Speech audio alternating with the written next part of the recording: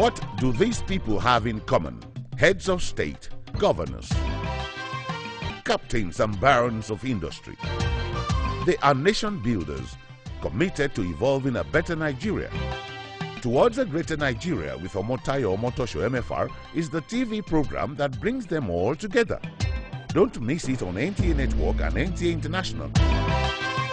Towards a Greater Nigeria, incisive and enlightened. Don't miss it. When it was announced, they said that it was postponed based on logistic problems to give room to correct some issues. So I think if they can actually correct those issues, so that the election will be free and fair, that's what we all want in Nigeria. These are some of the problems we are having, but with time we are going to overcome it. So when it has been postponed, and they have discouraged a lot of people that wanted to vote. So that day we've even ready to go out to cast our votes. Before we heard that election is being postponed, everybody was not happy. Even people around were just murmuring that what kind of tense is this? It's due to poor preparation. They didn't plan well, so that's why we find ourselves where we are today. Because how would they now be telling us on Saturday morning that due to logistic issues they couldn't hold the election? So I think it's poor preparation. Generally, it was just embarrassing, especially when, although this is what has happened before in Nigeria, but when the notice is so short, the risk most people, a lot of people took to travel outside is so overbearing that, you start wondering whether INEC people are really organized. Those that postpone it know the reason why. If they see the reason why that it will be postponed for the good of Nigeria, then they postpone it. The whole thing can be looked at subjectively and objectively.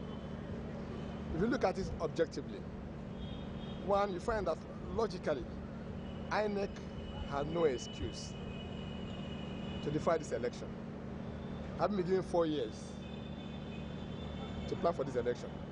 For a good manager, a manager who knows about credit and risk, you know when to plan for the good days and want to prepare for the bad days. Every good thing has a good side and a bad side. And what makes you a good manager able to prepare for both the good and the bad side? And when you are able to prepare for the good side and you're not able to prepare for the bad side, then you're not a good manager, you're not a risk manager. Now, INEC, having been able to prepare presumably for the good side and unable to prepare for the bad side, mean that they are bad managers and bad administrators. You're welcome to the concluding edition of the television documentary we started last week on the governorship candidate of APC, Lagos State, Babajide Sanwoolu, and his deputy, Obafemi Hamzat. You're welcome again. Thank you very much. The time did not permit us last week for me to ask you this question. You did tell us about your vision, the THEME theme, and closely related to that, when you were talking about traffic management, is one of the questions Lagosians sent to me that I should ask you. And I read, it saddens us to observe frequent tragic accidents that could have been avoided, especially in a situation where trailers that carry huge containers without latching them firmly be allowed to ply our roads. Yet we have LASMA and we have Federal Road Safety Corps, FRSC. They end up killing innocent citizens when such containers fall off the trucks. What do you say to this? It's unfortunate, because it speaks to the entire conscience of why we're human beings, right? This is beyond a governor or beyond a deputy. Yeah, it is people. Yeah. It is we not being our brother's keeper. So it speaks to the origin of who we are. What are we and what do we stand for, right? So if you know, as a truck driver, that the least you need to understand and appreciate is that you are carrying something that is risky to your other fellow human beings, right? How many governors can stop that? So what we need to do is to begin to have civil engagement. Things like this, let it become a sermon conversation in our church, in our mosque, where people go to, where people believe that they can get succor. Right? So on the back of that is not to excuse the law enforcement officers. On the back of it, we cannot excuse them. Yes. So the laws are there, the people are there, it's just to implement. And part of the things that we need to also begin to train them is that on a weekly basis they must have what we call tips, discussion tips, so that as a last mile officer you remind yourself, as an FRSC officer you remind yourself, look for trailers that are carrying container, look for something that it's like you're having a pep talk on the weekly. It becomes something that reinforces, and the moment they see one they know what they're looking at. But more importantly is for us to have civil engagement, and we will be doing that a lot. We will be taking some of these very, very citizens-driven issues to, exactly, to all of the places that will congregate. And let's make sure that, you know, let's even live peaceful on earth. Exactly. You know, let's live. You know, so when we speak to people's conscience, we begin to see that change happening gradually. Thank you, Babajide Sanwoolu. My next question will go to Bafemi Hamza. Having worked as a Commissioner of Works Infrastructure, we're looking at roads, and people say there is so much pressure on our roads. It's high time we develop our waterways. I'm sure yourself and Babajide would have talked about this. What do we expect? Well, I mean, you're very right. The traffic, the density of traffic on our road is probably one of the highest around the world. So there's no question about it. And that's why the T in our theme is traffic management and transportation. The transportation component is finishing our rail. You know, we're building the blue line now, which has started from Orile all the way to National Theatre and is crossing the river now to Marina. The idea is it's supposed to be a 27.3 kilometer stretch, so that it allows all those people coming from Badagry, from Festac, Kobaiko, and the rest, shortens their journey from 4 hours to about 30 minutes. So that's the idea. But it's expensive. So we started doing Fashion's government. What we are committing to is to finish that. And when we finish that, it relieves a lot of people from that activity. And then we look at the red line, which is the western part of Lagos, Agege and all the Butemeta and the rest. So we are pursuing it. The challenge for us again is we are the only sub-national that's funding rail from its balance sheet. So in other climes, it's the national government that pays it. But now that we have APC government at the federal, we'll be able to talk to them, access, and see how we can do it. And then, of course, we'll be looking at our waterways also. Like I told you before that we have the GIS, we use the bathymetric chart, and so on. So we'll be able to dredge and assist our water transportation so that at least we can get better and relieve the road. So that's the plan. But we must work with private sector to make sure that these we're able to do it. We've actually looked at it. We've spoken to some of the people that are very owners. Part of the challenge is our body of water is large. So if you go to Paris, River Sena is just, you can meander, it's very small in terms of width. Ours is massive. So when people come from Kolobri, Memorial, Pakodo, and go to Victoria, it's one-way traffic. Meaning that when those ferry discharge people in Victoria, there's nobody to take back. And therefore the cost is more expensive for the passengers. So those are the issues that we see today, and then those are the issues that we look at to make sure that we're able to improve that sector in terms of water transportation. Thank you.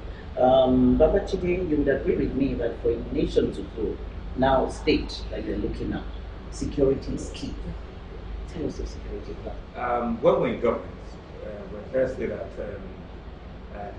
I was privileged to have helped our governor there, BRF, to have set up the Security Trust Fund, right, which was a novel idea where we were able to engage the private sector and wrap up capacity of the Nigerian police, you know, in terms of all of the things they require: vehicles, fueling, ammunition, and all of the uniform, bulletproof vests, and all those are something we did about 8-10 years ago.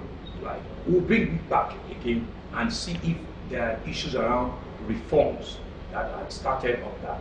Because how we see it is that, you know, the Nigerian police itself, as president, cannot handle it alone, right? And so we need to support them and work with them. We've also built a control and command center, which is why we have the 767, the 112 line. Let's wrap up all the conversations around the utilization of all of this. So security is critical to us. It's on our making Lagos the 21st century economy.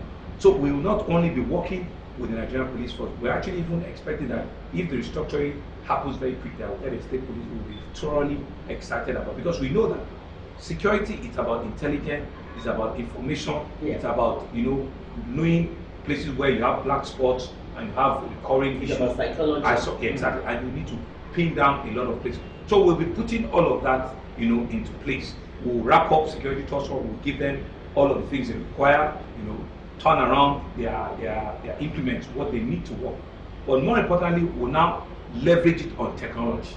You know, with CCTV enhancing, you know, police investigation, with CCTV enhancing traffic management, we'll be able to see things even from a remote center, right? And be able to attack some of this. So as it's been seen everywhere, right, we'll deal with it.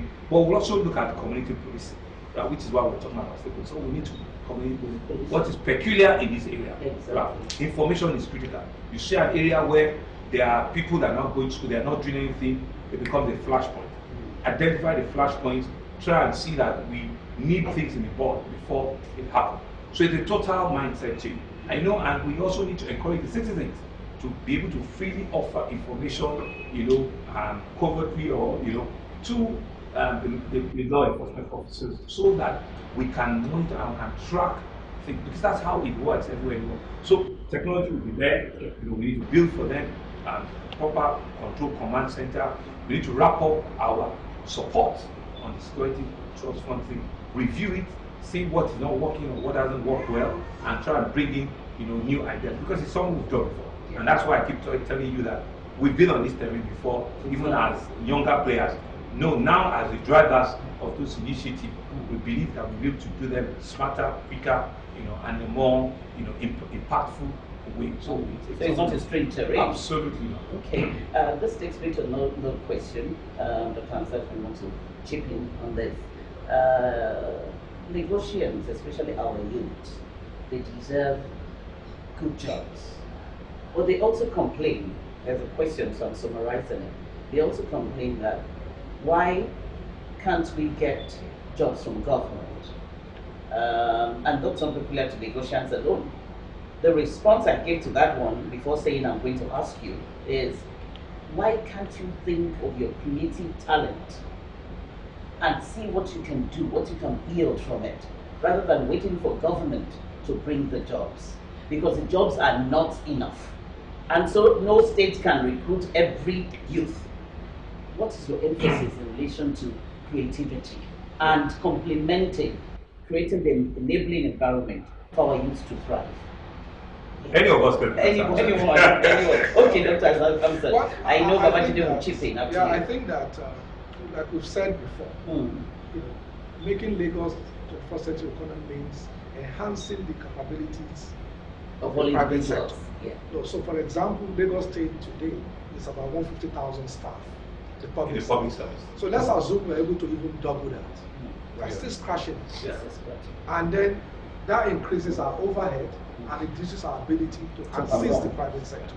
So the reality for us is, how do we make sure ease of doing business? How do we enhance the ability of the private sector to improve and then employ more people? They will take risks. If they see a transparent government, they will say an inclusive government, they will see a responsible government. They will increase their risk and then invest more money and bring in more people. All over the world, it's the small shops, it's the corner shops that employ a lot of people. And that's what we're talking about. But again, also entrepreneurship. How do we talk to our universities and start teaching? We were in the University of Lagos 2 weeks ago. We were very delighted that every course in that university has a component of entrepreneurship. And that's what needs to happen. So that people understand that, you know, you can start a business without, first of all, how do you write a business plan? So you must have a plan. Stop running after the money. If you have a plan, you are probably able to get funding for it. And then we have the Lagos State Employment Trust Fund, which will be able to help a lot of people, young people can come in. We promise to increase that envelope and also ease the access. So that young people can come in, do their business, but like we said, have a plan. What is a plan? What do you want to do? And then we're able to assist in that way. Thank you. Well, I mean, he had said it. You know, it's essentially, like we said before, build incubator centers where, you know, you have an idea, You don't need to have all that it takes. You know, a house, a generator, this. Build a computer center where you can walk in, do whatever it is you need to do and leave. But more importantly, like you said, build also skilled acquisition center. Build acquisition center where people can also learn the trade. Whatever your passion is, look around and see exactly pursue. Look around and see where you can quickly wrap up skills in that area. We will be doing our bit in terms of ensuring that we build all of these acquisition centers where people can go there and learn. Right. But more importantly, like you said, is entrepreneurship. People must live with a mindset that, you know what, I can be an employer of labor. So I have one person that is supporting me, 1-2 years down the line, we have 6 of us. So once we do that, how will government support? We have the employment trust fund, like you said. Let's increase whatever budgeted provision we have in that, so that we can triple or quadruple the number of people that will have access. 200,000, 500,000, just to start the business. But like you said, and they would also employ absolutely. But before you can eat an omelette, break the egg. Think through what it is you want to do. Have a plan. Have an ability to say, okay, these are my thought process. Just last weekend we met with about 5,000 young in an entrepreneur summit. Yeah. And it was so revealing and it was so engaging. And a lot of people were doing great things. In fact, people were pitching businesses for 3 minutes. And they won, and they went home with awards. So that's what we're saying. One lady sold akara, to us. Yeah, one other guy was packaging wheat, and she, another one was doing things around helping out, the disadvantaged. Different people. There was one going source that can stay for 6 months. Really? Yeah, people are doing great things. So government would encourage such people. Right, in terms of finance, in terms of location that you need to have and open to market, right? Well, we will do whatever we need to do, even in terms of increasing the people. We're also going to be very heavy on volunteering. Very where people, key. The developed nations. Absolutely. People have the time, they have it. Let's also do that. Because even with volunteering, we'll be certifying you. Once you certify you, when you want to go and look for a job, you have some experience. Which people always ask, where's your experience? So I've volunteered for 6 months, see the experience I've got in traffic management, in health, in whatever it is. And so those are how we're going to open it up and make sure that the youth also get involved. Thank you, Dr. Chidi. My question could be answered, the last one. So key to the point you have made is provision of electricity. No matter how innovative and dynamic our startups are, our children, sons and daughters, without electricity, they won't be able to do much. Sure. Do you have a plan for that? Yes, we do. And it's something that we are honestly very passionate about. I've had the opportunity. Femi too, having worked as special advisor to the minister on power, housing, and infrastructure. Yeah. You know that he has some bit of background. But I also was I was opportune to have been part of the privatization when PHL was on Bondo. So the people that are operators of our 2 discos in Lagos, we have met with them. I will continue to meet with them, even while we're on the campaign trail. And that's why we're saying to ourselves that we think that we have a better plan than any other plan to make Lagos better. We have met with them. And there are issues that we've said to them, we will continue to engage you. You go and see how you can fix some of the issues. Some of them we cannot put it on the national news, but we said to them clearly that we cannot continue to live with stories. Exactly. Our people want power and they want it immediately, right? And so the issue is you need investment to be able to clean up your network and bring prepaid meters. We have people that have come to us and said, you know what, we can help you get more prepaid meters. And the federal government also, I think they just increased the number of companies that can bring prepaid meters and all of it. They just did that. And there's also another law around willing buyer, willing seller, which we've also discussed. So we're engaging with them. We're saying to them, be creative, you to discuss. Be creative and wrap up this conversation. If not, competition will come and it will push you out. Anybody can. We can also put a 1,000 megahertz by water, right? But we know that the challenge is it has some legal regulatory issues. So we understand how it works. So we just don't want to beat the gun, or run faster. But we said to them, we're willing to work with you, we're willing to listen to you, and we're willing to collaborate with you to ensure that you can do your business, do it better, quicker, but people are not patient any longer. We know that if we get the power right, not only will we reduce cost of doing business, cost of manufacturing doing business, we'll wrap up this economy quicker and faster. And so we're talking to them, we'll continue to engage them. It's an event that they fail us completely, then we know that we are up in arms with them. You've done the best you could. Yes. Thank you, Babajide. One last word from Obafemi on housing. Lots of negotiations. I won't say lots. When you want to come to Lagos, the response you get often at times, where will you stay? How do you get a house? It's not easy to get accommodation in Lagos. Plans for housing. You know that we are one people that buy houses like we buy yam and rice. And that is not sustainable.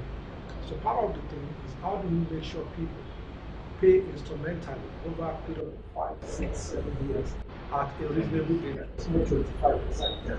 So as long as you have income, so you can be a organizer, it doesn't matter, but keep records. It's still part of the things we need to educate people about.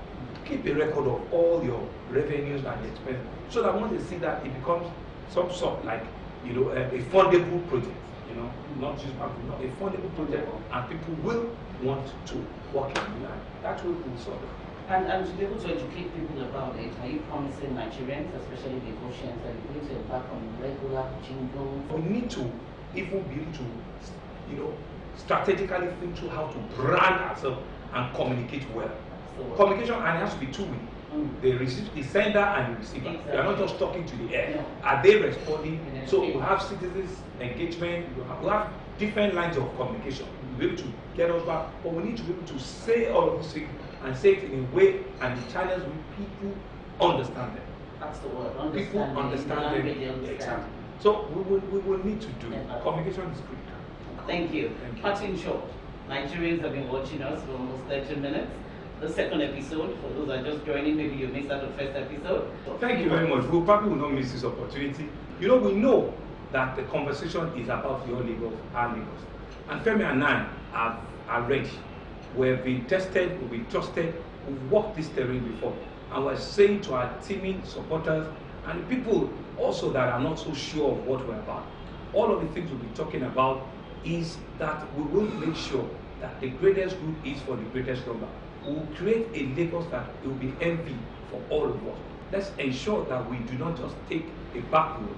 Let's be deciders of what kind of leaders we bring on board. We believe that we are your choice right now. We believe that you have the opportunity to let us work for you. Let us be of service to you and take our Lagos, your Lagos, to a greater height. Thank you very much. Let's answer attention. Well, the same thing. Basically, like you said, we come with good experience. We've walked that path before. We understand what it is. You know, the part of the biggest problem, like you said, is implementation. But what that means is, when you have plans, you must think of that level 10 officer, who is not part of your planning. How will you implement it? We know that system. We work with level 10 officers, we work with the 12 officers. We understand even their language. And that is how it's easier for us to implement. Mr. Sanwoolu has trained them a lot. Have to work in science and technology. We solve solution problems within the civil service. So we understand our tools, which is public service. And we're able to actually deliver on a lot of these things that we promise, because we have the experience, we have the skills, we know the terrain, and we understand what the Lagos actually require. Thank you very much. That day, please go and vote for us. Thank you very much, Dr. Hamzat. Well, viewers, APC in Lagos State is saying continuity is key, because they've been talking about all the things that have been in a continuum, and they say, with the vision they have, with your support, they will take APC, they will take Lagos State on a leapfrog. Wasn't that the word Yes. you used? On a leapfrog to greater heights. I leave that decision for you to make. The program is still towards a greater Nigeria, and I remain your anchor, Omotayo Omotosho. To build a greater Nigeria is a collective responsibility. I say that all the time. Let's join hands to see how we can make Nigeria a better place.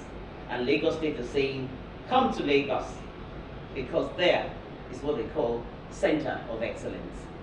I thank you for watching this program. God bless you, and I'll be with you next week, same time. Have a nice evening. Goodbye.